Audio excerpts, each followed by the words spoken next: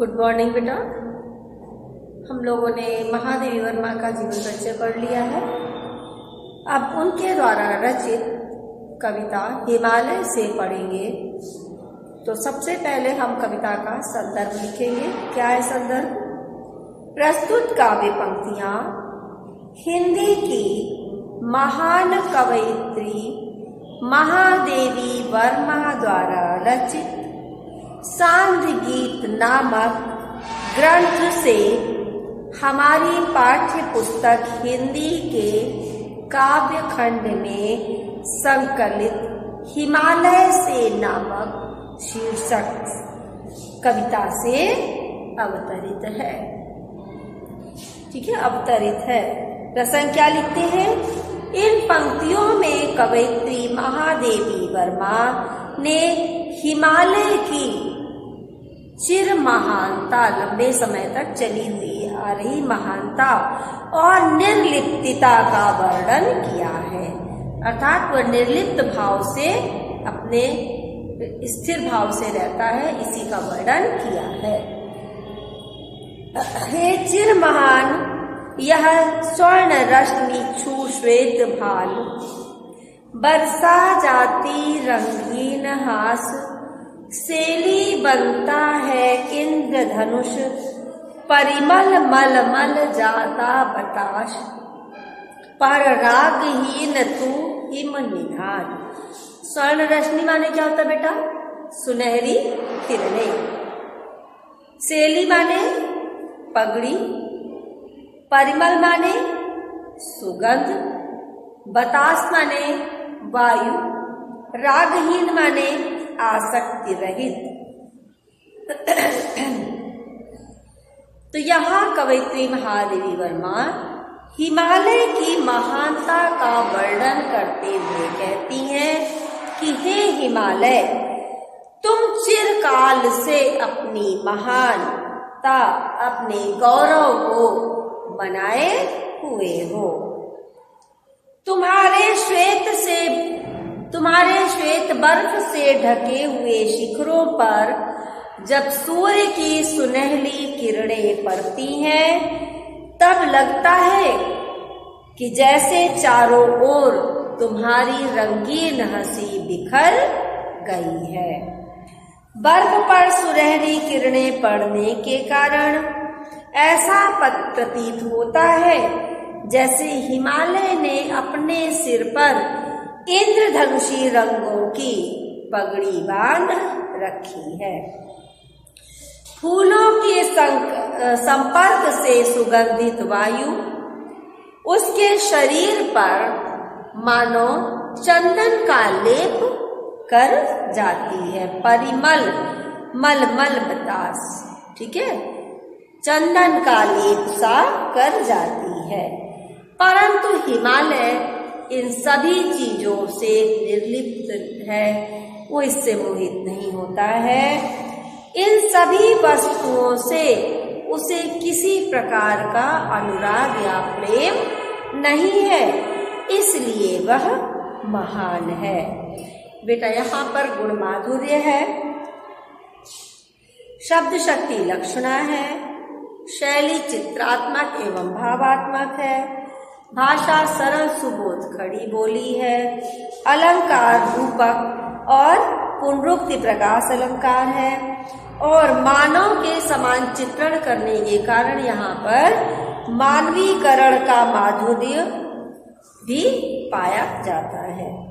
नभ में गर्वित झुकता नशीश पर अंक लिए है दीन छार, मन गल जाता नत विश्व देख तन सह लेता है कुलिश भार, कितने मृदु कितने कठिन प्राण।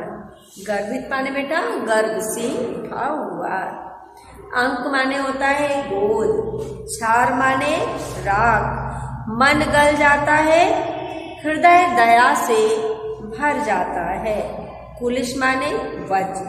ठीक है, तो कवयित्री महादेवी जी क्या कह रही है कि हे हिमालय, स्वाभिमान से आकाश को छूने वाला तुम्हारा मस्तक किसी भी शक्ति के सामने झुकता नहीं है, कभी भी नहीं झुकता है। फिर भी तुम्हारा हृदय इतना उदार है कि तुम अपनी गोद में तुक्ष धूल को भी धारण किए रहते हो। संसार को अपनी चरणों में झुका हुआ देखकर तुम्हारा कोमल हृदय द्रवित होकर पिघलकर नदियों के रूप में, सरिताओं के रूप में प्रवाहित होता रहता है, होने लगता है। ठीक है। हे हिमालय, तुम अपने शरीर पर वज्र के आघात सहकर भी विचलित नहीं होते हो। इस प्रकार तुम हृदय से कोमल और शरीर से कठोर हो। कितने मृदु, कितने कठिन प्राण, तुम शरीर से कितने मृदुल हो और कितने कठोर हो। तुम्हारा हृदय कोमल है और तुम्हारा शरीर कठोर है। टूटी है तेरी कब समाधि, झंझा लौटे शतहार हार। बह चला दृगों से नीर किंतु बह चला दृगों से किंतु नीर। सुनकर जलते कण की पुकार, सुख से विरक्त दुख में समान। क्या कह रही है? झंझा माने आंधी, आंधी तूफान झंझावात कहते हैं। शत माने होता है 100, दृग माने होता है नेत्र, नीर माने सबको पता है जल या पानी। जलते कण की पुकार, धूप से तप्त धूल के कणों की व्यथा। ठीक है। तो यहाँ पे कवित्री महादेवी वर्मा ने हिमालय की दृढ़ता और इसके हृदय की कोमलता का सुंदर वर्णन किया। बेटा हम संदर्भ बार बार नहीं बता रहे हैं, आप स्वयं करोगे। तो महादेवी जी ने हिमालय को एक समाधि लिए हुए योगी के रूप में देखा। महादेवी जी कैसा देखती हिमालय को? एक योगी के रूप में देखती है। वे उससे कहती है कि हे हिमालय, सैकड़ों आंधी तूफान तुमसे टकराते हैं और वे तुम्हारे सम्मुख, तुम्हारे सामने हार मानकर लौट जाते हैं, तुमसे हार जाते हैं, किंतु तुम अविचल भाव से समाधिस्थ खड़े रहते हो, अर्थात समाधि में लीन रहते हो, तुम्हारे ऊपर कोई फर्क नहीं पड़ता है। इतनी बड़ी सहन शक्ति और दृढ़ता होने पर भी तुक्ष धूल के जलते कण की पुकार सुनकर तुम्हारी आंखों से करुणा के आंसू बहने लगते हैं। कैसे? जलधारा के रूप में तुम्हारे आंखों से करुणा के आंसू जलधारा के रूप में बहने लगते हैं। तुम में दृढ़ता है। ठीक है। तुम में क्या है? दृढ़ता है और हृदय में तुम्हारे क्या है? कोमलता भी है। तुम्हारी सुख भोग में आसक्ति नहीं है, सुख तुम चाहते नहीं हो। ठीक है। सुख से विरक्त दुख के समान, दुख में समान। सुख से तुम्हारी कोई आसक्ति नहीं तो सुख से विरक्त हो। सुख और दुख तुम दोनों में ही एक समान रहते हो। यह समानता की भावना तुम्हारी उच्चता की, तुम्हारी उत्तमता का प्रतीक है।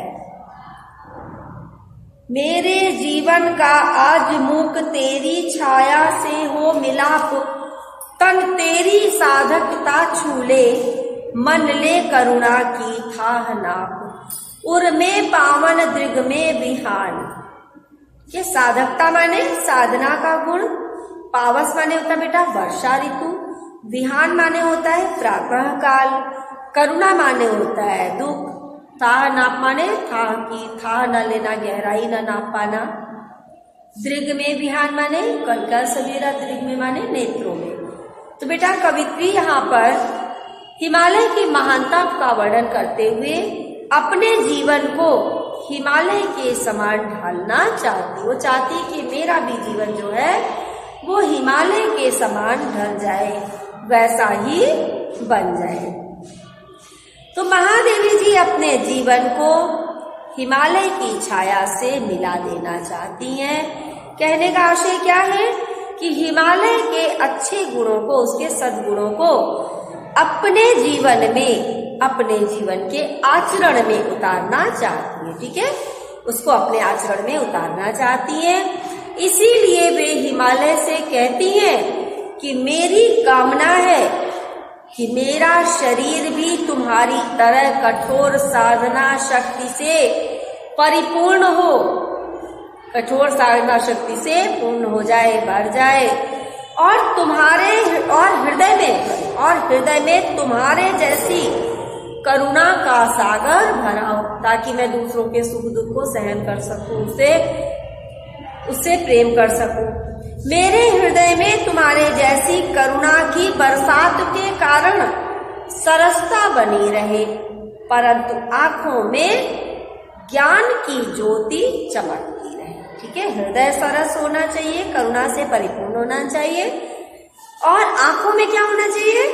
ज्ञान का प्रकाश होना चाहिए।